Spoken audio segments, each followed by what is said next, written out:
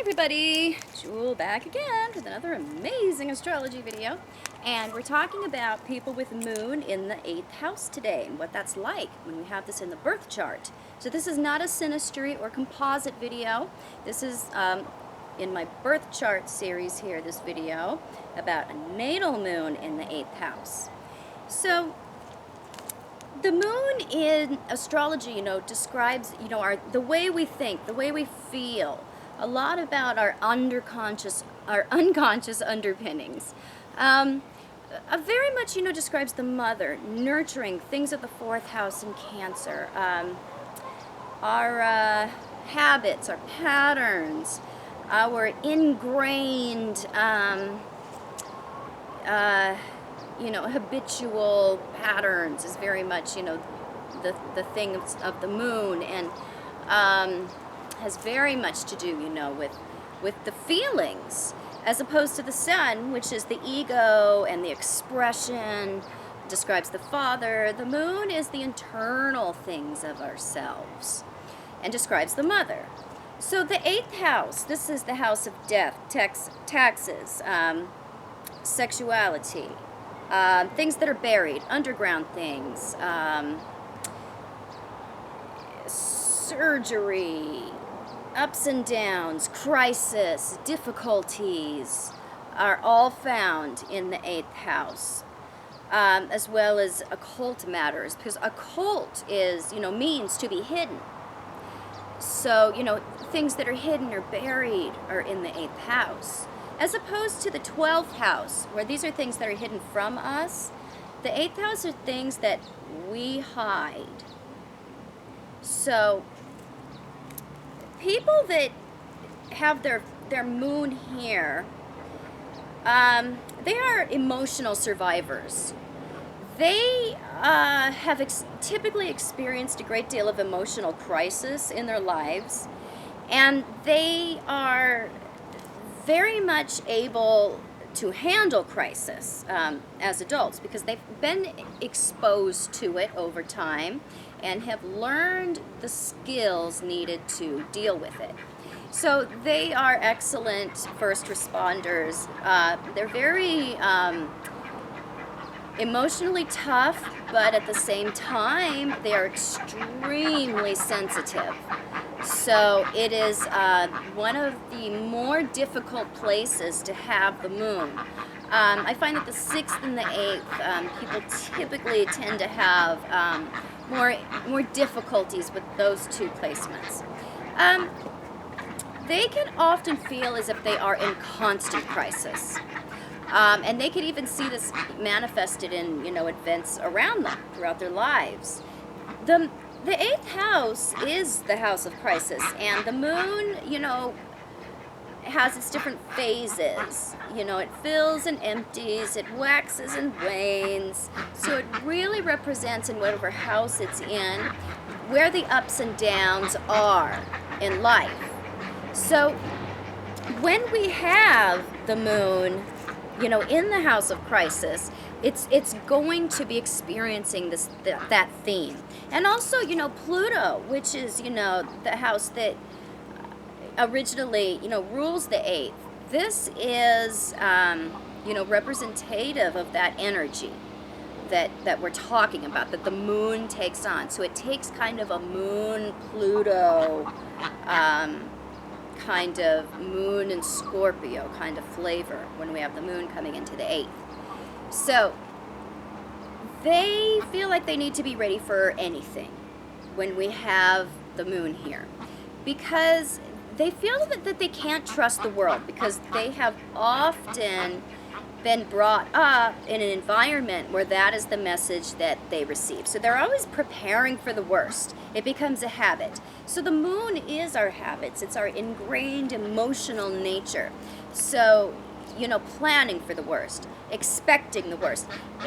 They tend to be emotionally negative when we have the moon here. So, emotionally stubborn, and they are closed off when it comes to intimate relating. Now, this is something that they don't desire. they desire the opposite. They actually want that extreme melding, intimate passion. This is a huge pursuit with the moon here, but they're terrified of it. So it's this push-pull with their emotional relationships with the moon here. So, you know, they're always ready for a blow-up or a betrayal. Now, typically, you have to look at everything, because the moon could be, you know, in Taurus at, you know, an exalted degree, or, you know, receiving just the most beautiful aspects from Jupiter. So you have to look at everything. But typically, a moon in the 8th house is representative of a mother that was quite a character. She was, on some level, could have been a dark figure. See, it's important to look at aspects to the moon, because it's going to be, you know, a million different stories from a million different people. She could have been a dark figure. It could have been a mother who died early on. It could have been a mother who worked in the sex industry. It could have been a mother that was very controlling, or very much about money or power, or narcissistic. So you have to see how the moon is specifically aspected by other planets and what sign before you can make that kind of judgment. And looking at the 4th and the 10th house and the rulers of those houses, and what are they doing and what houses are they in. You have to consider everything before you come to a conclusion about, you know, somebody's past. You don't want to spit something out just based on one thing, because you're probably wrong. You have to look at everything. So they very much learned to walk on eggshells a lot of times with the moon in the 8th house growing up. Their feelings very much, they could feel like they were under attack, or they could be attacked, or there was the threat of attack. So they tend to, over time, become very emotionally closed off and defensive, emotionally defensive with the moon here. Have to look at everything. We could have like crazy Jupiter aspects, and that is going to negate that and make them more open and gregarious and willing to share. But typically we have an emotional nature that is very secretive and careful and measured when it is in the 8th house.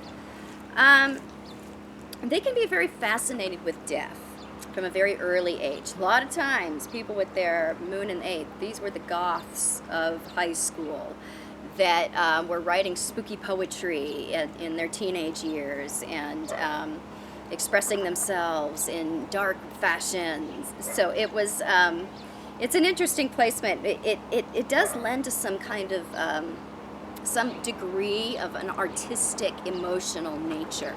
When we have the moon here, it's a very intuitive placement, and they tend to rely on their intuition for their information more than other types. Now, we could have a buttload of Aquarius there balancing that out, so you have to look at everything. Again, consider it all, but most of the time, they, you know, they are, I want to say, they're cryptic. That's the word. These people are very cryptic in the way that they, you know, emotionally communicate. So there's can be a lot of guessing when you're in relationships with them, because they're very, you know, not open about what's going on, you know, inside. So they're very much looking to experience connection through emotional intercourse when we have the moon here. This is the house of sexuality, and when we have the emotional nature residing in this house, this is how they express themselves.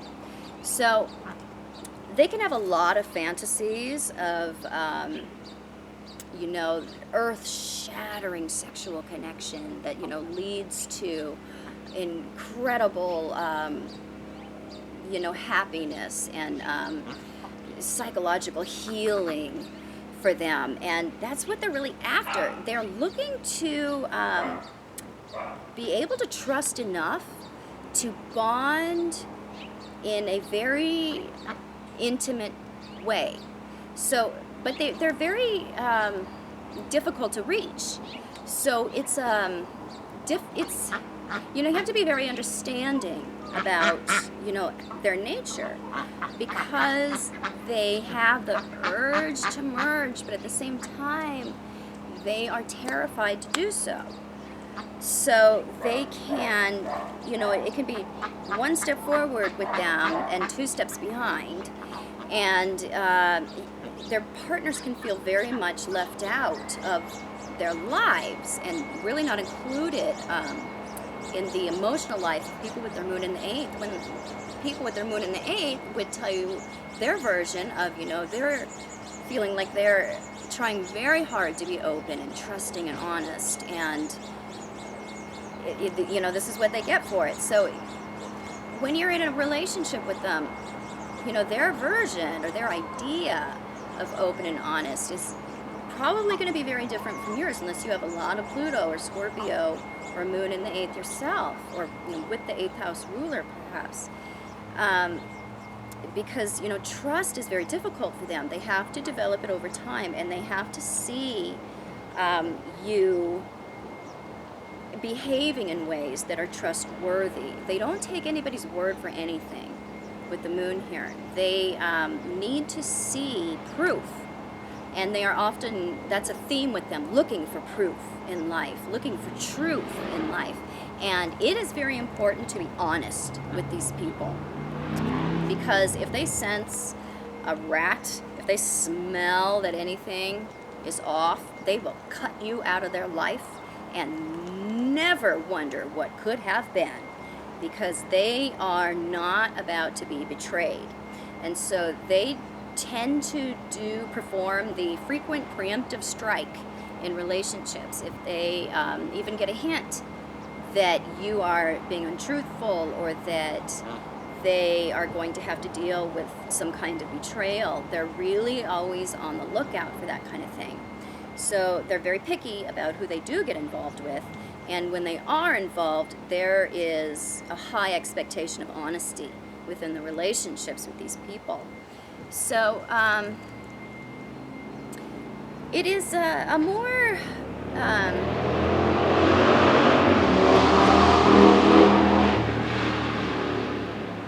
I'm in the backyard and it's even that loud.